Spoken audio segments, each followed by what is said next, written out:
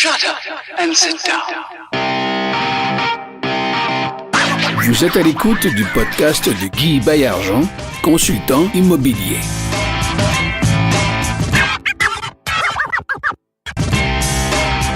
Bonjour tout le monde, ici Guy Baillargeon, une émission Ensemble, on va plus loin.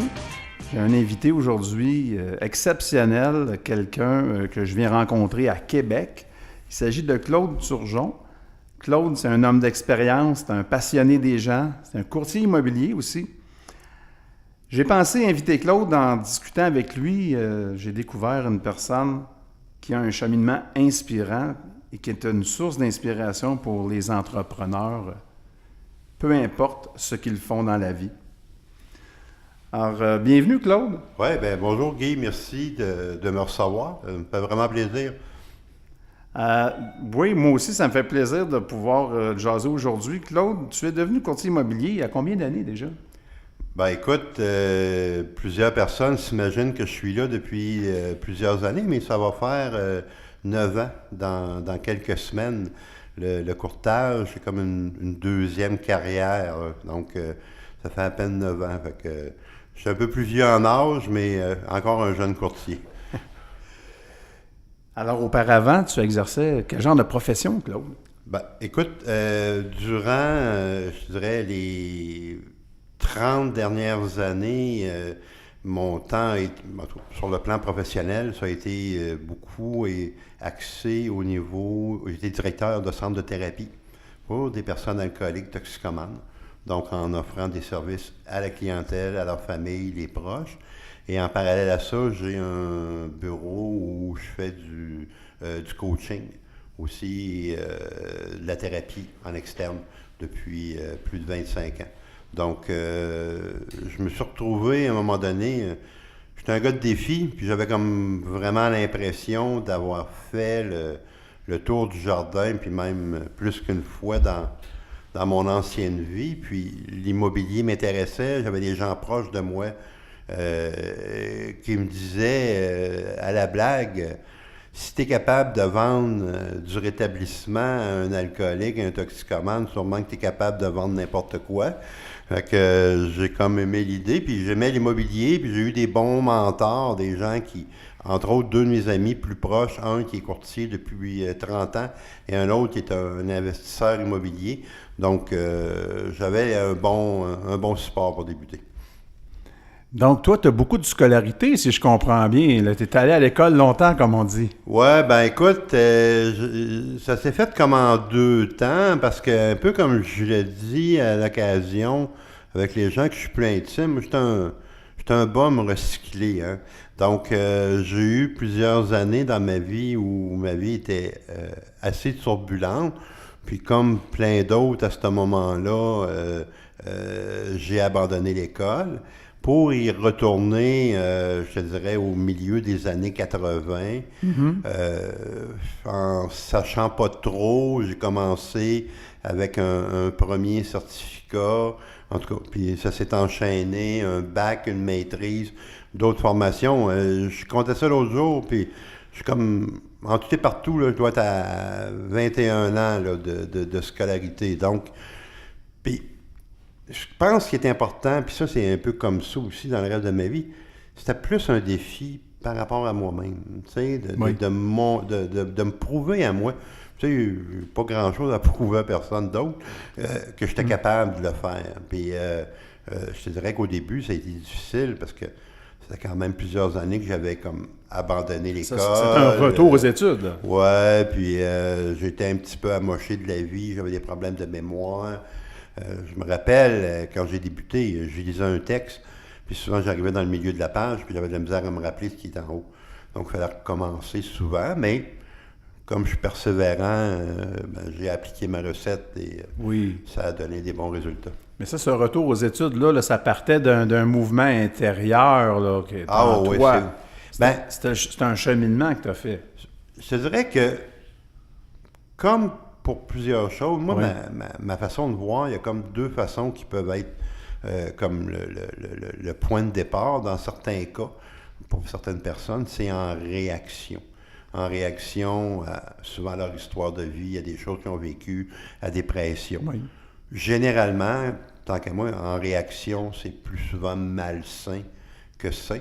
Moi, je te dirais que c'était plus comme une façon de me réaliser. C'était plus en termes de réalisation, développer mon potentiel, puis comme je te disais tantôt, de me confronter à moi-même pour voir jusqu'où je pourrais aller, parce que j'avais beaucoup d'idées dans ma tête. J'avais pas besoin de personne. Quand c'était difficile ou quand j'avais des moins bons résultats au début, des fois, de me traiter de cruche, puis de me traiter de toutes sortes de noms. Ça aussi, ça a été long à calmer ces fantômes-là. C'est ça, là, les petites phrases intérieures, là. Ah ouais, ben écoute, puis ça m'a... Quand j'ai découvert l'approche cognitivo-comportementale en psychologie, ça m'a tellement aidé au départ pour moi, puis comme je l'ai dit souvent, je suis mon meilleur client. Parce que quand j'essaye avec des gens, des accompagnés, ce sont pas eux qui sont les premiers à passer dans le laboratoire. J'ai passé avant eux. Oui. De là un peu ma phrase sur ma page Facebook, d'éclairer pour les autres. J'ai fait la trail, j'ai fait le chemin. Le chemin sur lequel tu vas trébucher. Oui. Et dans ma croyance, l'idée est que la cause principale des émotions, c'est notre façon de penser. C'est des idées qu'on entretient. Puis à partir de là, si on ne peut pas réécrire le passé, on peut que l'accepter. Mais comment faire aujourd'hui pour essayer de s'améliorer, améliorer sa qualité de vie? Et est-ce que, lorsque tu parles de cognitivo-comportemental, là, est-ce que tu pourrais donner pour les auditeurs un exemple concret? Facile. Juste un exemple. Bon. Quand je vais en conférence, j'utilise souvent cet exemple-là, puis tiens, je vais te servir de cobaye, puis tu vas être capable de répondre. Allons-y pour l'exercice. Imagine-toi, là, tu es à Montréal, le vendredi soir, à 5 heures, tu es dans le métro, on sait comment que c'est, il y a du monde. Oui. Et là, tout le monde est serré, puis tout d'un coup, il y a quelqu'un qui te frappe dans le dos, qui te rentre dedans. Mm-hmm. Qu'est-ce que ça risque d'être, ta réaction? Bien, c'est sûr que j'aimerais pas ça. Je vais me retourner de bord. Je vais dire, hey, qu'est-ce que tu fais là?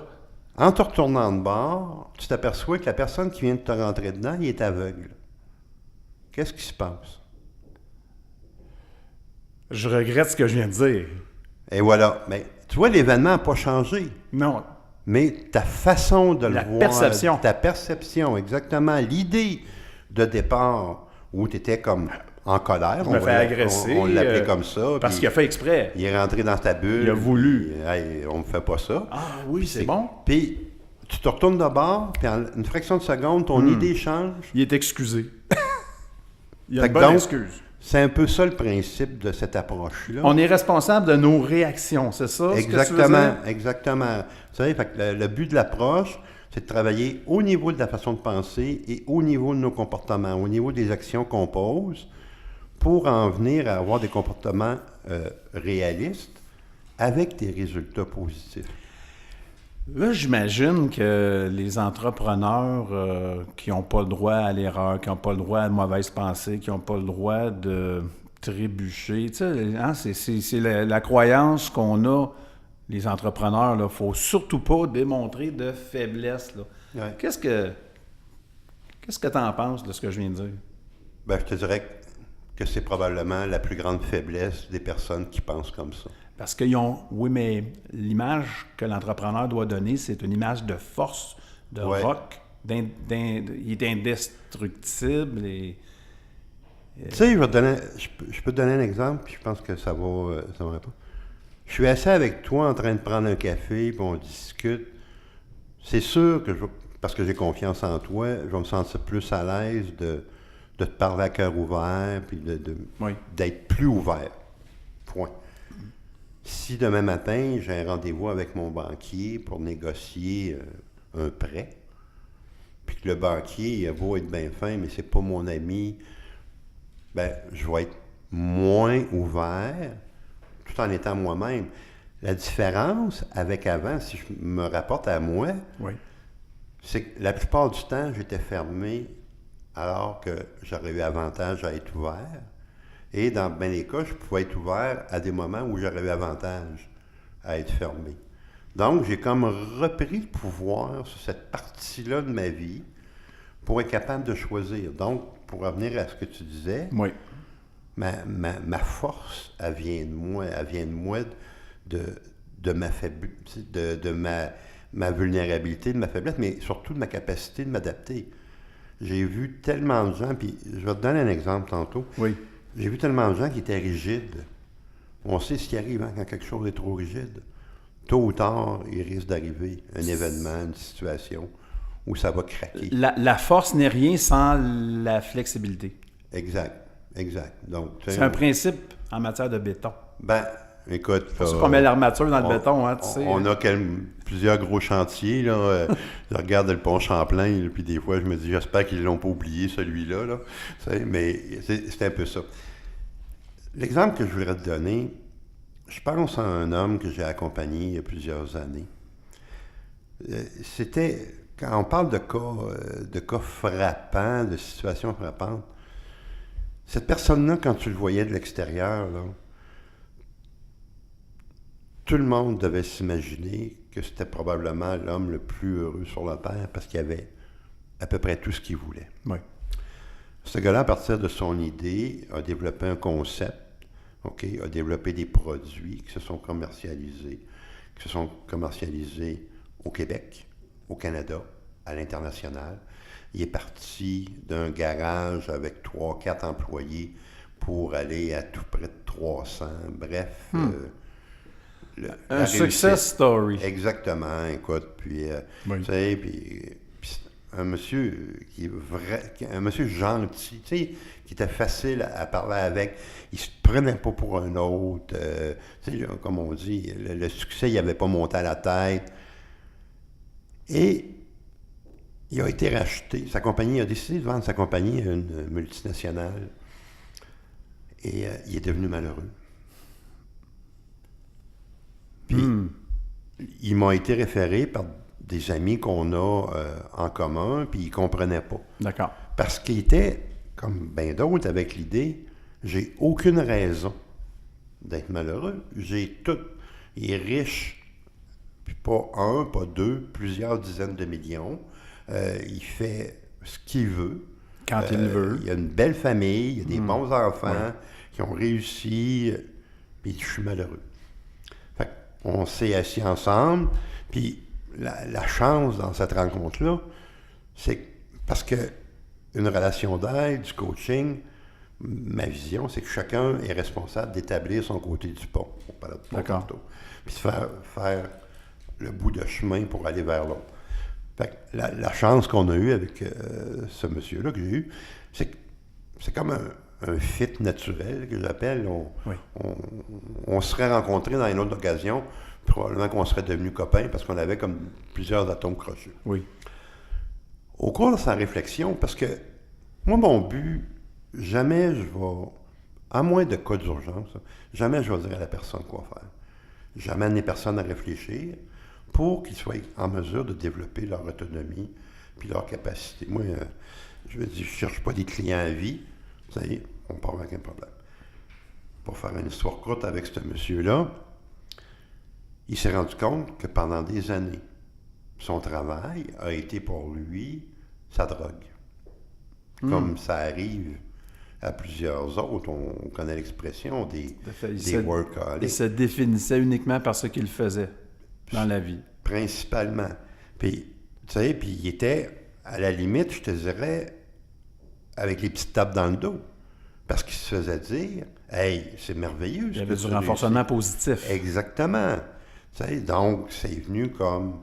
Tu sais, structurer ça, c'est... Oui. Puis on en veut encore, hein? Ça fait tellement de bien. Là. C'est ça. Puis, c'est un carburant. Là, il venait de tomber en sevrage.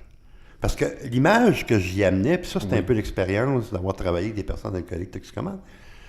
Ce monsieur-là, il n'y avait pas de problème de consommation.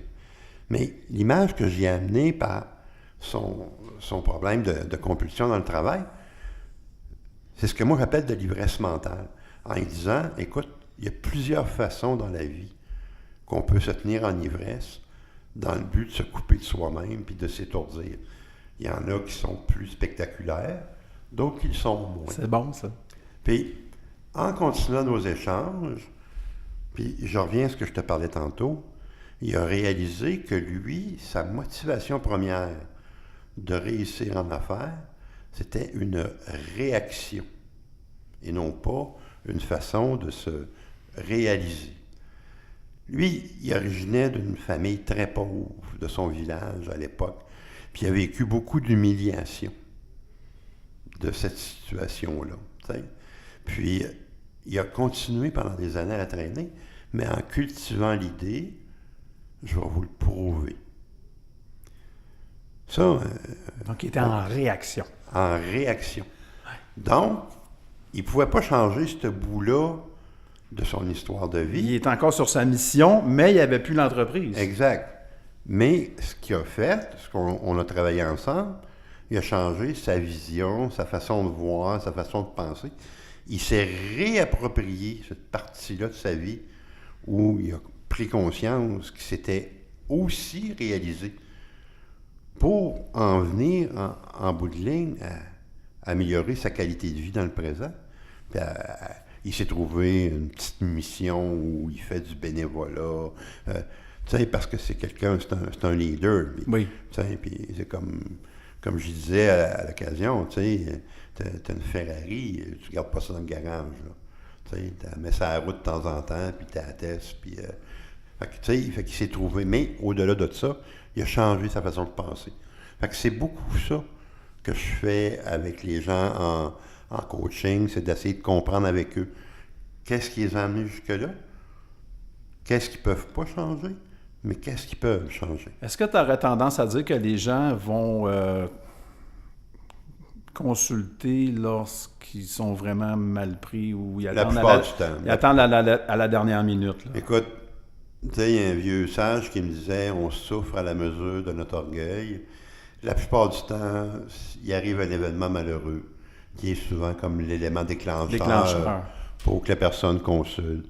Je te dirais, pour avoir œuvré beaucoup avec beaucoup de professionnels, des avocats, des médecins, souvent les personnes plus instruites sont souvent les personnes les plus difficiles à aider. Parce que, tantôt, on disait « je suis ce que je fais oui. », mais on peut être aussi « je suis ce que je sais ». Puis l'orgueil intellectuel, pour plusieurs personnes, ça peut devenir une méchante belle carapace. Oui, je suis d'accord. Il y a aussi l'orgueil qui entoure la réussite, entre guillemets, exact. La réussite matérielle. Exact. Et souvent, les gens, ils vont soit déraper sur autre chose parce qu'ils en ont des problèmes, ils n'osent pas se les avouer, ils ont des peurs, ils ne veulent pas les nommer, ces peurs-là. Tout à fait. Et ainsi de suite. Je pense que nos auditeurs, nos auditrices ils vont savourer tes propos, Claude. Ben écoute, ils vont se reconnaître dans ce que tu dis. L'idée, c'est, tu sais, puis je le vois, exemple, avec les amis qui ont plein de formations pour savoir comment réussir dans la vie. C'est vraiment excellent, tu sais, parce que les gens, ils ont comme un engouement pour ça, puis je trouve ça merveilleux. Mais je pense, par expérience, autant pour moi que pour les gens que j'ai accompagnés, qu'il y a avantage pour ces gens-là à maintenir à peu près au même niveau, réussir sa vie. Tu sais, parce que réussir dans la vie, réussir sa vie, c'est des choses qu'on peut avoir un certain contrôle, on peut faire des choix, on peut prévoir des choses. Parce que, on le sait, hein, il y a 168 heures dans une semaine, puis on a 100% d'énergie. Tout à fait. En fait, moi, ce à quoi ça me fait penser, c'est que, bon, évidemment, il y a 3 dimensions, mais si on développe seulement qu'une dimension, bien évidemment, il nous en manque et il nous manque des outils. Exact. Il nous manque des outils, puis les carences, qu'on le veuille ou pas, ils vont ressortir à un moment donné. Puis, ça, c'est des carences affectives, des carences matérielles, des carences de savoir, de toutes sortes. Oui, puis ces ça crée un difficultés-là déséquilibre. vont avoir comme une réaction en chaîne, oui. Puis ils vont même finir par contaminer ce qui était bien. Tu sais, parce que c'est comme, des fois, l'image que j'utilise, c'est l'abcès, tu sais, qui n'est pas traité. Oui. Tu sais, l'abcès grossit, oui. Oups! C'est un problème qui est plus majeur. C'est ça. Mais ça, dès qu'on en prend conscience de ça, tu sais, ça, on peut... Il y en a qui vont entendre à 50 ans, d'autres déjà à 25 ans sont des des personnes sages.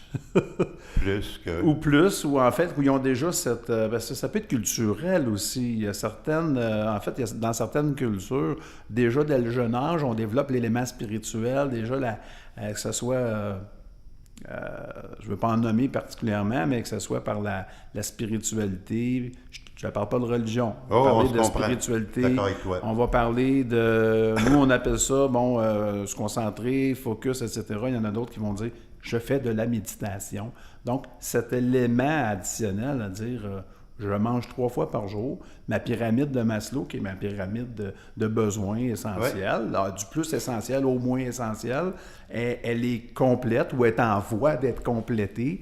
Ça ne s'enseigne pas à l'école. Puis malheureusement, les cliniques sont pleines de gens, les hôpitaux inclus, de gens qui ont des problèmes somatiques qui, en fait, sont des vieux problèmes qui ne sont pas réglés. Tout à fait. Je ne me trompe pas. Puis, en Amérique du Nord, au Québec principalement, on a une avenue, c'est l'aspect physique, c'est l'aspect physiologique, on traite. Alors que moi, je suis beaucoup plus dans une approche holistique. Tu parles de spiritualité, je me rappelle, j'ai passé 7 ans de ma vie, moi, dans un collège avec des curés. Fait que quand j'entendais tous les mots qui pouvaient se rapprocher, je tombais en réaction. Oui. Mais j'ai fini par comprendre que c'était pas juste ça. J'ai fini par comprendre, moi, personnellement, je pratique aucune religion, mais je me suis inspiré de certains principes. On parle de méditation, ça en est un. Oui. Qui peuvent exister. Je me suis inspiré dans ma façon de penser de plein de sagesse qui vient du bouddhisme, sans être un adepte du bouddhisme. Fait que l'idée, c'est une spiritualité qui est non confessionnelle, telle que chacun le conçoit, pour, dans le fond, ma logique est simple là-dessus, c'est qu'on a tous un âme. On a tous une parcelle d'énergie, puis la preuve, c'est que si demain matin je meurs, mon corps va être là, mon cerveau, en tout cas, ce qui peut en rester, va être encore là. Mais c'est l'énergie qui va m'avoir quitté. Oui. Donc, puis il y a des gens célèbres, je pense entre autres à des gars comme Wayne Dwyer aux États-Unis, qui a beaucoup, amené par l'aspect de l'intention, de l'énergie qui peut être là, sans que ça devienne un freak show ésotérique, où on pense qu'on va faire de la lévitation. Là. Oui. Mais il y a une réalité là, qui peut être intéressante. Puis je le vois chez ma clientèle qui a une ouverture à ce niveau-là. Généralement, ils vont avancer plus rapidement. Alors, c'est là qu'on se rend compte de la portée de la phrase « Ensemble, on va plus loin ». Parce que souvent, on réalise régulièrement que seul, on ne peut pas tout accomplir. Non. Et celui ou celle qui prétend faire ça, j'aimerais bien le rencontrer. Là. Bien, je me rappelle quand tu as commencé sur ta page Facebook à amener ce concept-là, je me rappelle de ma réaction. Je me disais, puis on ne s'était jamais parlé à l'époque encore, je me disais à moi-même, un autre dans la gang, en voulant dire, je ne suis pas tout seul à penser comme ça. Moi, c'est la force du nous. Oui. Ça, c'est indéniable. Les pires problèmes que j'ai connus dans ma vie, s'il n'y avait pas eu quelqu'un autour de moi pour me soutenir, pour m'aider. Puis ce que je fais aujourd'hui à plusieurs niveaux, j'essaye de donner, puis de participer. Parce que je te dirais que souvent, les gens, ils vont à quelque part, peu importe le ressourcement ou la formation, pour recevoir. Alors que moi, je pense que l'idée première, ce qui serait le plus avantageux, c'est d'aller là avec un esprit de donner. De donner, un peu comme la formule du mastermind traditionnel. Exactement. De contribuer au nous. Oui. De prendre conscience de l'importance que si tu es là à telle formation ou à telle activité de réseautage, tu as quelque chose à apporter à quelqu'un. Parce que pour recevoir, il faut d'abord donner Hein? Il y a un principe. En fait, c'est pas un principe, mais ça fonctionne. Je sais pas si c'est un principe, mais je sais qu'il fonctionne. En tout cas, il en parle depuis longtemps. Fait que si c'est pas le cas, il y a quelqu'un qui s'est trompé à quelque part, mais moi, je continue de croire que c'est comme ça. Puis, tu sais, c'est dans des choses... je regarde à côté de chez nous, il y a un dépanneur où j'arrête des fois en passant à ramasser du lait. Puis... Oui. Moi, quand les gens me voient, tu sais, je suis un grand, gros gars, puis des fois, je suis dans l'une, puis je suis pas tout le temps souriant. Pas parce que je suis pas de bonne humeur, parce que je suis dans l'une. Oui. Mais je me fais un devoir, à chaque fois, exemple que je vais là, de dire bonjour au personnel, de leur parler, tu sais, de les écouter, hein, de les écouter. Hein. Puis, quand j'y retourne, puis qu'ils m'ont parlé d'une telle situation, bien, souvent, je vais m'informer. Ça fait toute la différence. Ça fait toute la différence. Parce que, tu sais, j'ai assisté à plusieurs... Je voulais je dirais, pas me mesurer, mais plus comme voir un peu ce que d'autres faisaient. Puis j'ai assisté à plusieurs conférences, tu sais, plusieurs conférenciers. Oui. Puis j'ai eu l'occasion de parler avec plusieurs de ces gens-là après. D'accord. Puis ce que j'ai trouvé malheureux, c'est que c'était, pour la plupart, des excellents orateurs. Mais après, en discutant avec, qu'il y avait une piètre qualité d'écoute. Donc, c'est un peu comme, tu sais, les rockstars, ils donnent leur tour de chant, puis ensuite, ils se sauvent dans leur loge, ou ils prennent le taxi, puis ils s'en retournent à l'hôtel. C'est un petit peu ça, ce que tu me dis. Je pense que ça pourrait être ça. J'aurais pas, en tout cas, c'est mon premier podcast que je me garde un peu de gêne. Moi, je le dis. Mais c'est correct. Ça. Tu sais, c'est comme je dis souvent, le succès, c'est comme la drogue, il y en a qui portent pas ça, là.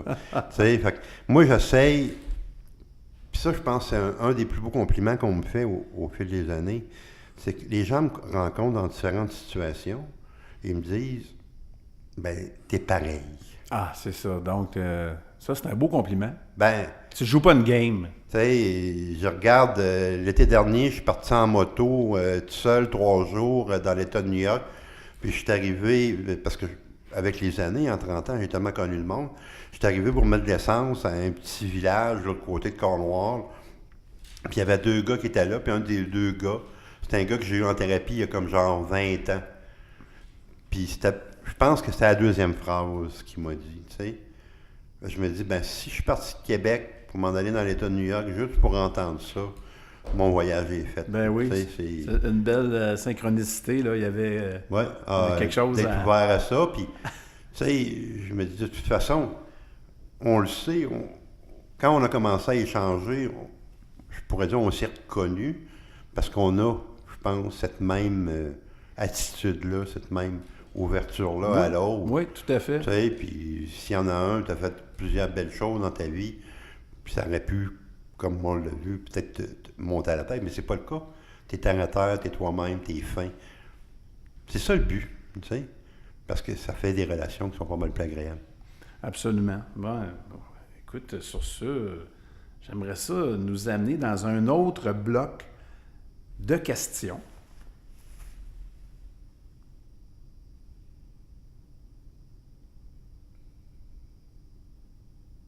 S'il y a un petit il y a un silence... montage. Non, mais il y a un montage. OK, il y a un montage, Oui, on est correct.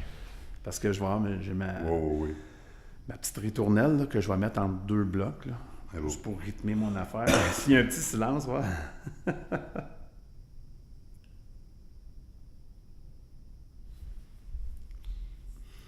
En fait, oui, donc, de retour. Écoute, Claude, j'aimerais ça que tu nous parles de potentiel coaching. C'est ton bébé, ça. À part tes 3 beaux enfants, bien entendu. Ouais, 4, une grande de 15, puis les triplets qui ont 7 ans. On va recommencer ça. 4 enfants. OK, bon, attends un petit peu. OK, prise 2, cote, prise 2. Alors, Claude, j'aimerais qu'on parle de potentiel coaching. Ça, c'est ton dernier bébé, parce que je comprends que tu es papa de combien d'enfants? 4 enfants. Oui, j'ai une grande fille de 15 ans. Oui. Et des triplés wow. qui ont 7 ans. Ils vont avoir 8 ans le 3 mai, 2 gars, une fille. Donc, disons que ça, c'est mes plus importants bébés. Le reste, c'est comme mes bébés secondaires. Tu sais, moi, j'étais un jeune, vieux papa. Oui. Puis écoute, c'était comme... C'est encore le plus beau cadeau que la vie m'a fait. Tu sais, les années avant, j'avais comme un peu lâché prise que ça puisse arriver. Puis encore une fois, la vie, comme ça m'est arrivé souvent, m'a joué des tours. Puis les enfants se sont arrivés dans un beau contexte. Puis aujourd'hui, ben écoute, c'est ma richesse. Mais potentiel coaching, ben, c'est ce que je te disais en début d'entrevue. Je te dirais, fin des années 80, Oui. je me suis intéressé beaucoup plus à de l'intervention, à de la psychothérapie, plus at large, si vous me permettez l'expression, pour peut-être aider le plus grand nombre de gens possible. Donc, c'est une boîte que tu as fondée. Oui, tout à fait. Puis l'idée est venue à l'époque avec... il y a eu une époque où j'ai été impliqué syndicalement avec la CSN, fin des années 80. Puis à ce moment-là, avec 5-6 autres personnes, on avait monté le premier programme de formation de ce qu'on pourrait appeler les délégués sociaux à l'intérieur des différents syndicats, des gens qui étaient des bénévoles désignés pour venir en aide à leurs confrères, leurs consoeurs qui pouvaient avoir différentes difficultés. D'accord. Les premiers programmes étaient beaucoup plus axés alcoolisme et toxicomanie, sauf qu'on s'est rendu compte rapidement qu'on avait, comme ce qu'ils font la plupart des programmes d'aide aux employés aujourd'hui, d'ouvrir sur ce qu'on appelle le multivolet, donc pour venir en aide à différentes sortes de problématiques. Oui, réintégration au travail suite à la perte d'un être cher, exact, etc. des choses comme ça, Donc, des problèmes financiers, des divorces. La liste est longue, hein, on les connaît. Là. C'était quand même... tu ouvrais la voie à quelque chose, ça n'existait pas avant. Non, c'était vraiment le premier. Puis on l'a donné un peu partout à travers le Québec, dans les différents syndicats. C'était la force du nous déjà au travail. Écoute, tout à fait ça. En milieu syndical. L'avantage était que les gens sur place avaient déjà une relation de confiance avec les collègues. Donc, nous, on essayait de leur fournir des outils. Donc, à partir de là, ce que je me suis dit, je veux pas comme rester uniquement en intervention avec les personnes alcooliques toxicomanes. Tu as voulu étendre le service. C'est ça. Puis mes formations, c'est bon. À travers ça, j'ai fini ma maîtrise. J'ai fait une autre formation aussi, là, qui est l'équivalent d'un bac vraiment spécifique en intervention, comme je disais tantôt, cognitivo-comportementale. Donc, j'ai commencé à faire de la psychothérapie. J'ai commencé à la même époque à être approché par des compagnies pour donner de la formation, pour donner des conférences sur différents thèmes. C'est des compagnies comme Hydro-Québec, Domtar, je pourrais en nommer plusieurs. Des petites compagnies, quoi. Entre autres, mais aussi des PME. Oui. Souvent, ce que je faisais, je regroupais 3-4 PME. Parce que autres, une toute seule n'aurait probablement pas eu les moyens et les ressources. Mais avec mon réseau de contacts, je connais beaucoup le Québec. Donc, je savais que dans tel secteur, il y avait peut-être un tel qui pourrait être intéressé. Donc, on organisait soit un vendredi ou quelque chose comme ça pour permettre au monde de participer. Fait que potentiel coaching, c'est là que ça a comme pris, ça a pris de l'ampleur.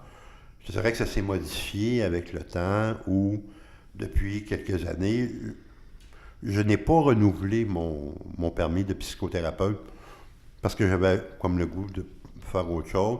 Puis je voulais plus me concentrer sur de l'accompagnement de coaching, plus l'accompagnement bref. Par contre, j'ai gardé le volet parce que je fais ça aussi. Je fais de la formation d'intervenants encore à l'occasion. J'ai des contrats. C'est des intervenants, exemple, dans des centres de thérapie à travers le Québec. Il y a le centre m'embauche pour faire ce qu'on appelle la supervision clinique avec leurs intervenants. Ça passe beaucoup par la formation. Mais potentiel coaching, c'est ça.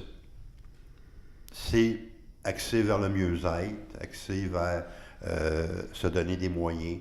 Tu sais, je suis quelqu'un qui travaille beaucoup à responsabiliser les gens. Tu sais, dans le sens de dire, écoute, on va regarder ensemble, on va trouver des outils qui te conviennent, mais c'est toi qui vas être responsable de les mettre en pratique. Puis ça me permet, avec les années, tu sais, avec la clientèle que j'ai, je fais des rencontres un à un en personne, mais à cette heure, maintenant avec la nouvelle technologie, oui.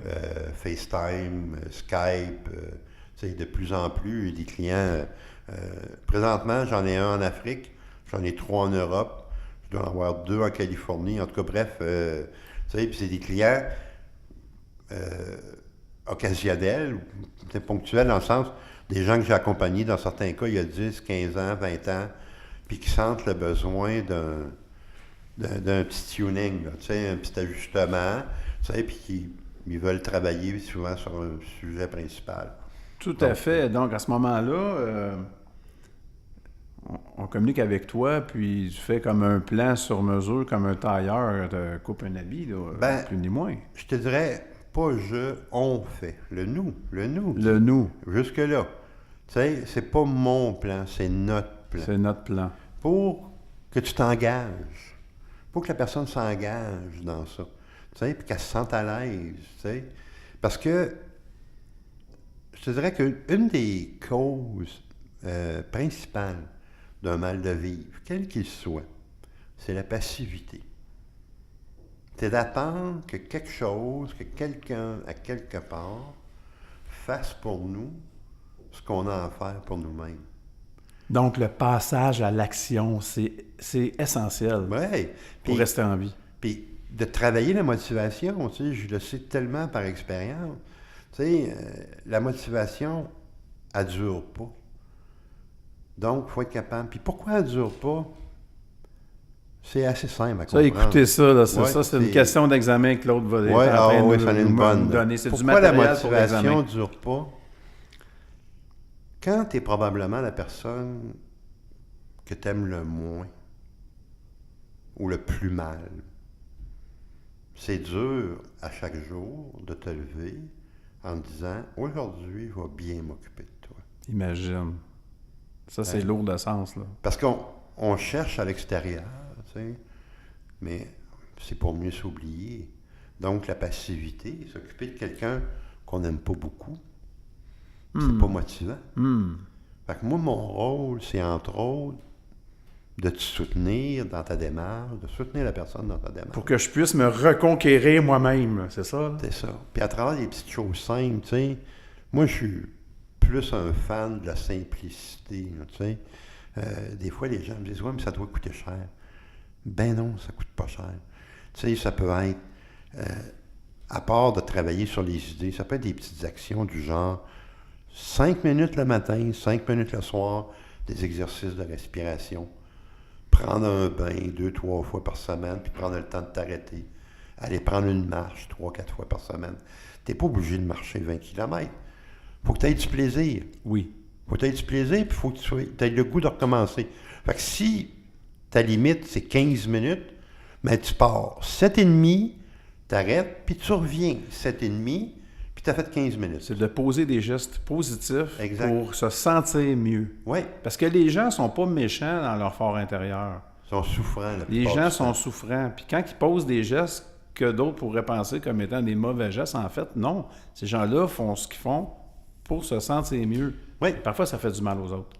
Bien, puis d'en prendre mais c'était pas leur intention première. Non, puis d'en prendre conscience, de ces gestes-là. Puis, tu sais, le guide il est assez simple. Tu n'as pas besoin d'avoir une maîtrise, de te poser la question. Si moi, on me faisait la même chose, comment je réagirais? Puis tu vas l'avoir ta réponse. C'est ça. Parce qu'on n'est pas différents. On n'est pas différents les uns des autres. Il y a un certain gars qui a dit ça un jour, faites pas aux autres ce que vous voudriez pas qu'on vous fasse. Celui-là. Là, lui. Ben, tu sais, c'est de la sagesse depuis le début des temps. C'est le gros bon sens, en fait. Mais on s'éloigne tellement du bon sens, on se complique tellement l'existence. Hein? C'est vrai, hein? Ça fait du bien d'en parler aujourd'hui. Oui, ça revient un peu à ce que je te disais. Le rationnel, en bien des cas, chez bien les individus, a pris le dessus sur l'émotionnel, en pensant que, comme ça, les émotions disparaîtraient. En fait, on détachait le corps de l'esprit pendant longtemps, puis à un moment donné, on a décidé de le rattacher. Je ne sais pas pourquoi on l'avait détaché. En tout cas, c'est comme... ça fait partie des solutions miracles ou de la recherche effrénée d'un mieux-être. Mais aujourd'hui, ça se passe beaucoup dans la tête. Puis, malgré le fait que je le vois, moi, depuis 20-25 ans, la pop psychologie n'a jamais été aussi populaire qu'elle l'est présentement. Des livres et des coachs de toutes sortes. Ouais. Mais souvent, c'est que c'est pas intégré. Ça reste pris dans la tête.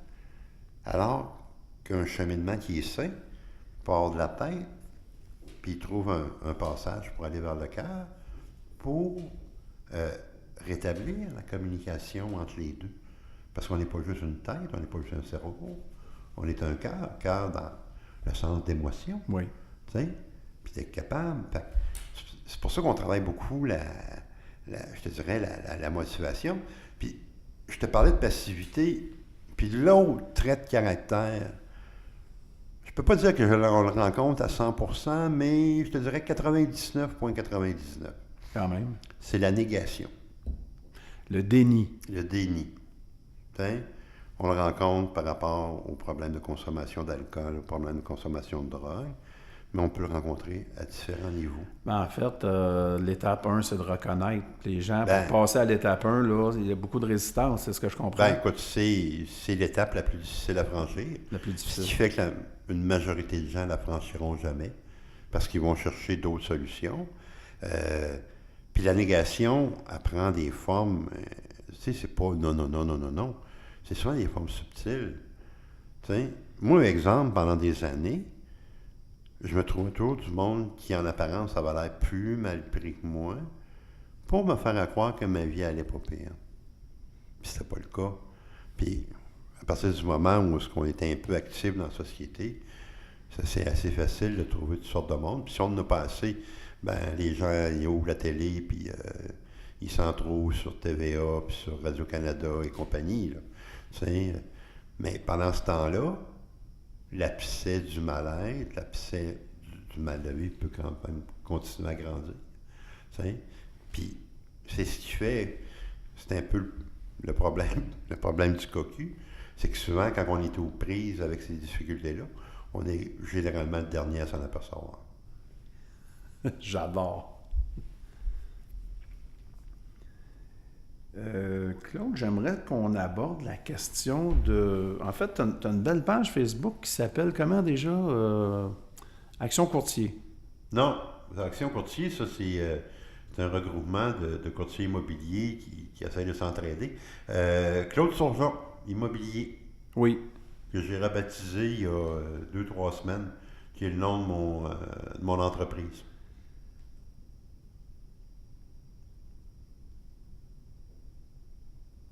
On va couper, là. OK. Correct, parce que tantôt, je m'étais mis en mode avion, puis j'ai perdu mes questions. Ça va bien. Ça va bien, je te dirais...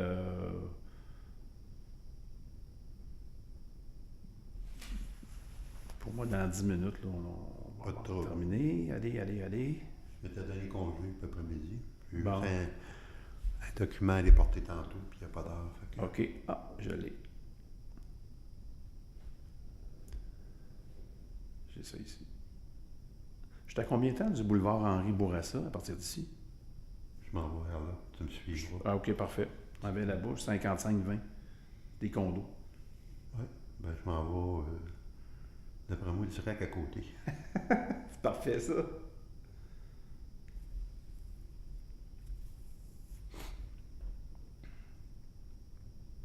Là, j'aimerais ça t'entendre. Moi, je t'ai pas posé la question avant. Selon toi, là, ce sera quoi le top 3 des erreurs que les entrepreneurs font le plus souvent, commettent le plus souvent? Tu m'avais parlé au téléphone l'autre fois des attentes irréalistes. Oui. Ça, c'en est un. Ça, je sais pas si tu peux en avoir deux autres. Là, Oui. tu sais. Oui. Parce que nous autres, c'est qu'on parle d'immopreneurs. Dans mon livre, j'ai plusieurs chapitres sur immopreneurs. Donc, passage à l'action. Soit qu'ils ne demandent pas de compte. En tout cas, bref, je te laisse, je te pose la question. Et puis après ça, qu'est-ce qu'on avait d'autre? On avait...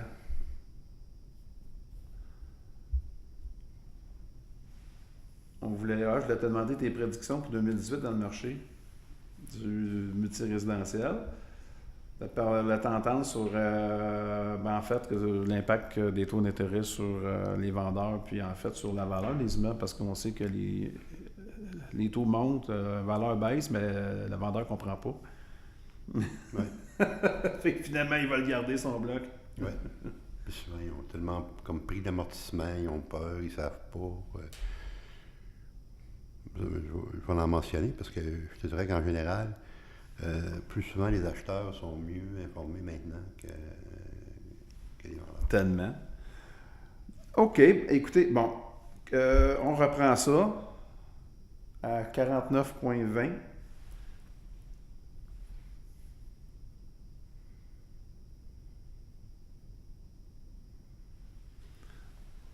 Alors, Claude, j'aimerais ça que tu me parles de tes prédictions pour l'année 2018 dans le marché du multirésidentiel.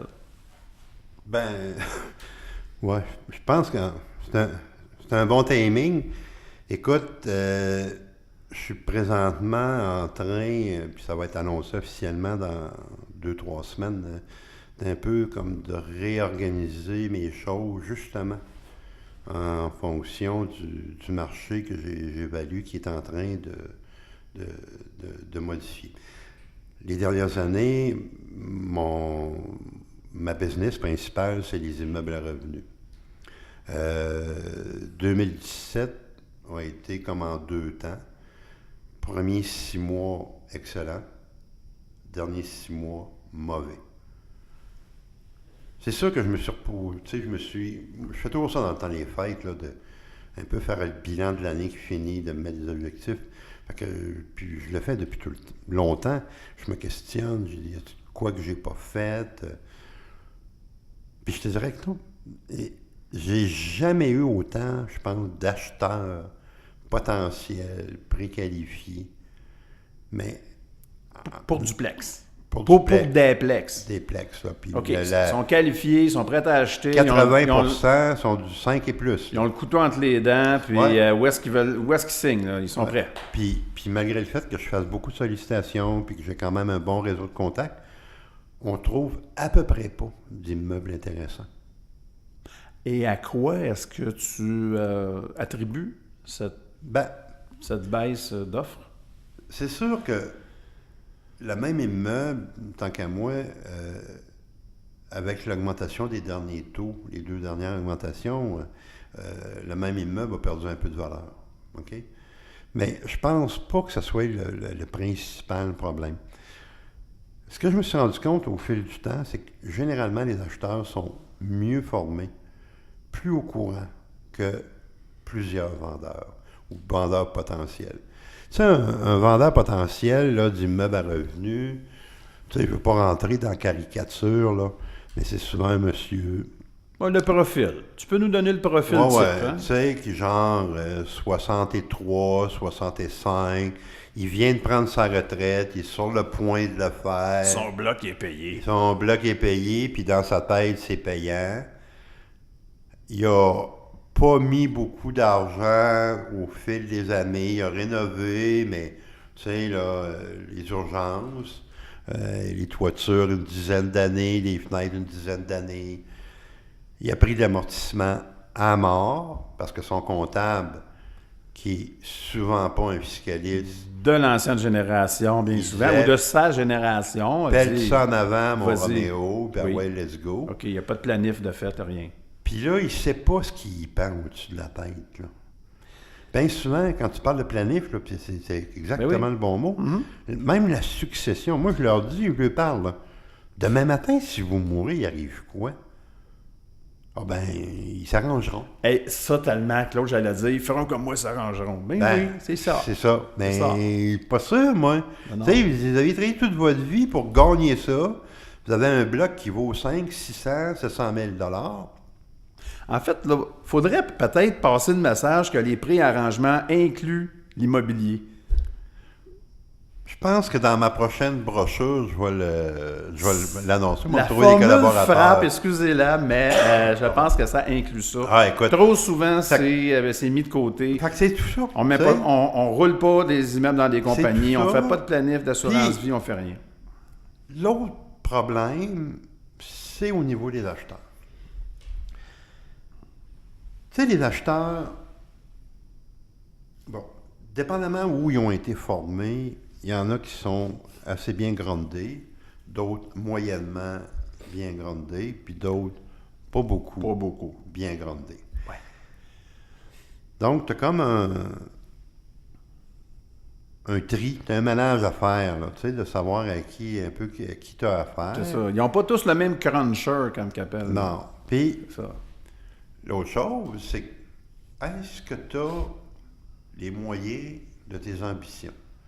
Parce que c'est pas vrai que tu vas acheter un bloc, puis que parce que tu as des beaux yeux bleus, que le monsieur, il va te baisser de 200 000, puis qu'il va te donner une balance de prix de vente de 200 000. Tu comprends-tu? Fait que, Sans effort. parce que c'est toi, parce que tu l'as décidé. Parce que quand tu es chez vous, puis tu brasses un peu, ta mère puis ton père, il accourt, là. Mais dans la vraie vie, ça marche pas de même, là. Tu sais? Fait que ça, c'est l'autre partie, tu sais? Puis là, ça revient à ce qu'on parlait tantôt. Les aptitudes qu'on peut avoir, que ce soit en immobilier ou ailleurs. Moi, là, à peu près comme la plupart, en tout cas, bien les petits gars au Québec, quand j'étais jeune, j'aurais aimé ça être un joueur de hockey dans la Ligue nationale. Oui. Puis je sais pourquoi. Parce que dans ma tête, tout le monde m'aurait aimé. Mais ce que je vois aujourd'hui, c'est qu'il y a des gens qui pensent, qui font le même parallèle avec l'immobilier, que parce que c'est eux autres, ils vont absolument réussir. Tu sais, c'est comme je disais à quelqu'un encore cette semaine, comment que tu suivras 4 sessions de power skating par année? Peut-être que ton top à toi, c'est de jouer le mardi soir avec tes chums dans ta ligne de garage. Puis c'est pas un problème, ça, si tu l'acceptes. Si tu l'acceptes. Oui. Tu sais, parce que ça se peut que ta plus grande réalisation en immobilier, c'est d'avoir un 4 portes. On s'entend-tu que c'est déjà plus que bien du monde? Ça se peut que toi, tu sois capable d'en avoir 100. Ça se peut que tu sois capable d'en avoir 200. Mais la plupart des gens, ils savent pas se situer là-dedans. Puis, on parlait d'ivresse un peu plus tôt dans l'entrevue. Oui, l'ivresse mentale. Ben, c'est une place où ça peut... Tu sais, l'engouement. Tu sais? Puis je comprends, tu sais, les amis, les collègues qui font du coaching, ils sont là pour transmettre leur passion. Tu sais? Mais la personne qui suit, et comme le coaching, la formation, elle est quand même responsable de se donner leur juste à elle-même puis de mesurer jusqu'à quelle grandeur le patinoire est capable d'aller. Oui, tout à fait, tout à fait. Ça, c'est un élément, donc, qui doit être intégré dans un coaching, Ben, peu importe selon moi, la formation que les gens qui voudraient faire de l'immobilier leur gagne-pain. Ben, qu'il y ait une réflexion, tu sais, je le fais avec d'autres professionnels dans d'autres milieux, tu sais, où on fait comme, sans que ce soit nécessairement une réorientation de carrière, plus le point sur d'où tu viens, où tu es rendu, puis vers où tu veux aller. Tu sais, on n'a pas besoin de se rencontrer 50 fois, habituellement 3, 4, 5 séances. On a comme pas mal fixé le... Mais, tu sais, la plus grande cause d'assurance, que ce soit en époque, c'est l'ignorance. Fait en ce que je peux m'imaginer, puis la réalité, ça se peut qu'il y ait un écart. En immobilier, c'est la même chose. Dans tous les... Que ce soit n'importe quelle sphère de l'activité, de l'industrie, du commerce ou tout ça, tu sais, ben, la plus belle exemple, les restaurants. Ils en rouvrent, il n'y a pas une semaine, ils n'en rouvrent pas un. Mais il n'y a pas une semaine qu'ils n'en ferment pas un aussi. Parce que avoir un restaurant, on est quasiment rendu à la vocation, là. Avoir un parc immobilier de 250, 300, 400 portes, j'en connais, moi, les propriétaires. C'est de la vocation, là. Tu sais, puis il faut que tu aies le bagage, sans blague, là, il faut que tu aies le bagage génétique pour jouer, là, parce que c'est beaucoup.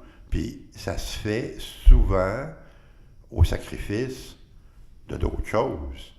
Vous savez, moi, je pense à des clients que j'ai. Je pense à un, entre autres, qui est arrivé au Québec en 2006. Puis maintenant, il doit être rendu à 350 logements. Il ne va pas jouer au golf 3 fois par semaine. Ça, il travaille 80-85 heures. Il est 100% dédié à son entreprise. Ben écoute, puis au détriment de d'autres choses. Il essaie de garder un certain équilibre avec sa conjointe qui est aussi impliquée dans l'entreprise avec lui. Ils ont 2 enfants. Mais je le sais, moi, ce qu'il y a derrière, tu le sais. Ben, là. c'est ça, quand on dit situé 100 et haut, là, c'est un bel exemple. C'est sûr que quand tu regardes ça de l'extérieur, tu te dis « Wow, c'est une belle réussite ». Mais on s'entend qu'il paye le prix. À quel prix? Exact. C'est ça. Mais éventuellement, ce sera son choix aussi de pouvoir récolter ou non. Mais il faut que... Il fait peut-être en réaction à quelque chose. On n'y a pas posé la question. Mais on aura toujours besoin d'une période de transition éventuellement dans notre vie. Là. Il y a des bonnes chances. La retraite vient pour tout le monde. C'est une question d'âge. À un moment donné, il faut passer... Puis, écoute, déjà là, il a déjà commencé à se monter une équipe de gestion. Fait que, c'est un gars intelligent, il a compris. Tu sais, puis il connaît ses limites un peu, tu sais. Puis, tu sais, c'est sûr que, tu sais, il y a un principe en affaires. Pour être capable d'en faire, il faut que tu sois prêt d'échapper aussi. Tu sais, en échappant, ça veut dire que tu vas chercher des collaborateurs. Si tu vas avoir un collaborateur junior, tu vas le payer comme un junior. Si tu vas avoir un collaborateur senior qui est efficace, attends-toi que tu vas avoir à payer pour. Mais en bout de ligne, moi, je vois ça sur un investissement sur ta qualité de vie, un investissement sur... Parce que c'est pas vrai si tu travailles 12-14 heures par jour, 6 jours par semaine, que tu es efficace. Il y a bien des tâches que tu aurais pu faire en dedans de 10-15 minutes, mais que là, ils traînent, parce que t'es pas là. T'es pas là.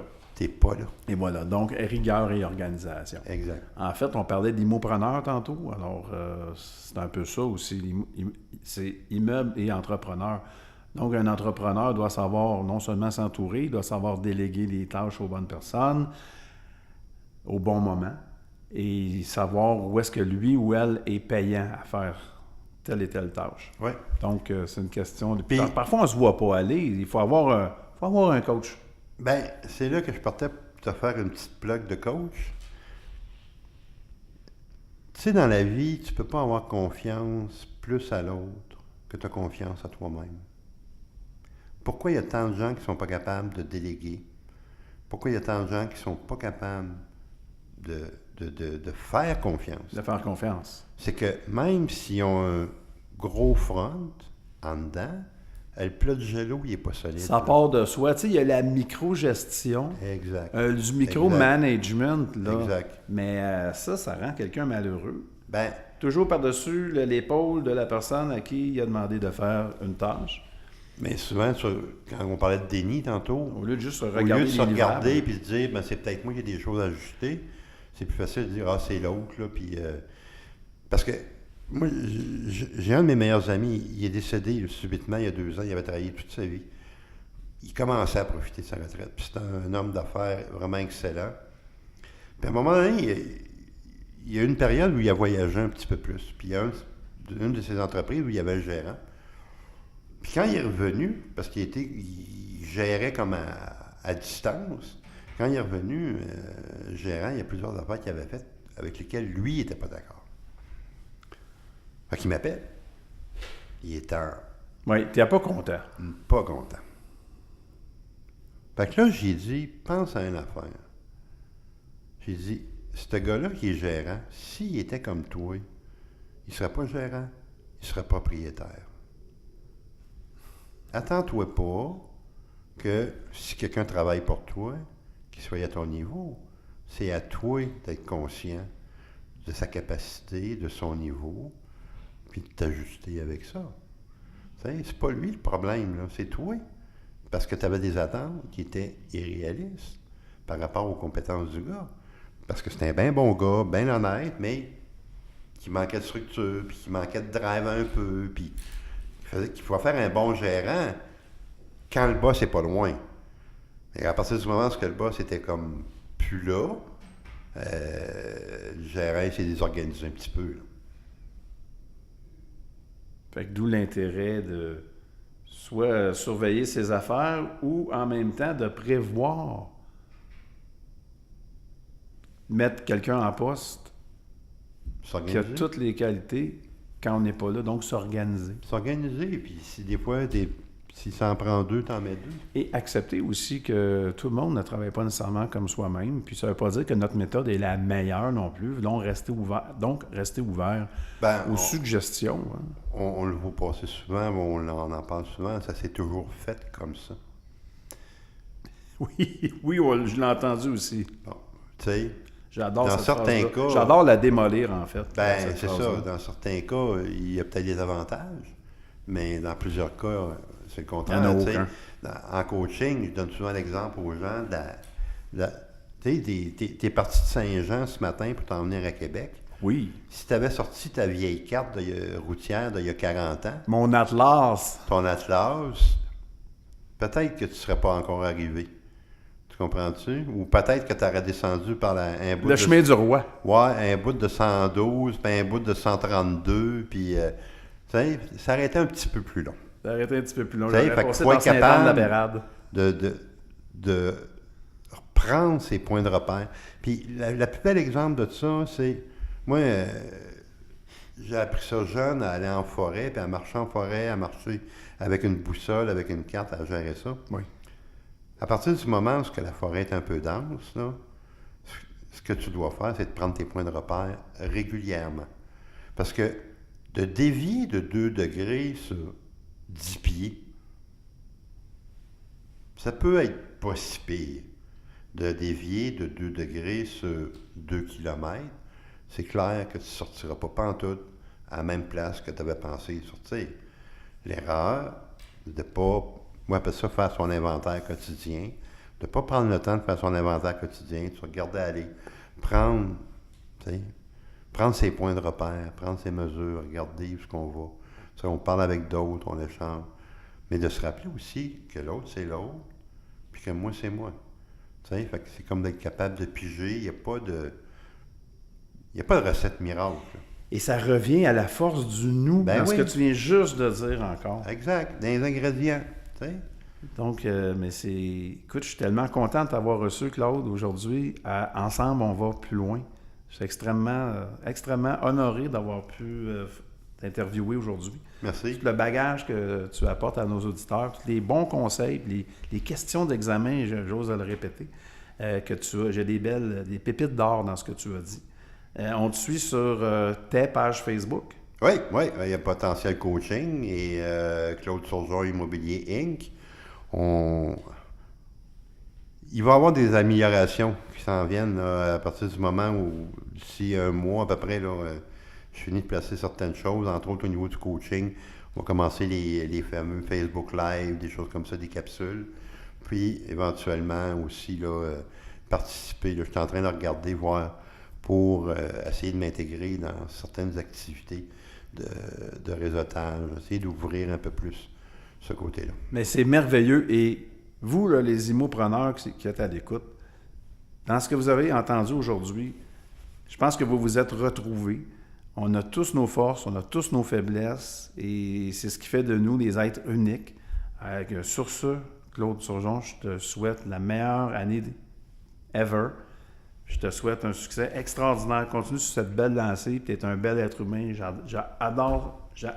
J'ai adoré l'entrevue qu'on a faite aujourd'hui. Ben, merci beaucoup, Guy. C'était vraiment agréable. Puis on reprend ça. Et puis, tout le monde, je vous souhaite une bonne semaine. Je vous dis à la prochaine et surtout, gardez le sourire. Shut up and sit down.